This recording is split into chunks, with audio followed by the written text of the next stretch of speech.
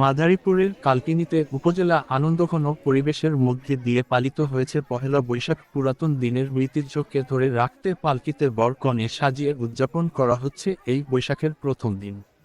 শাওন বল প্রতিবেদনে থাকছে বিস্তারিত।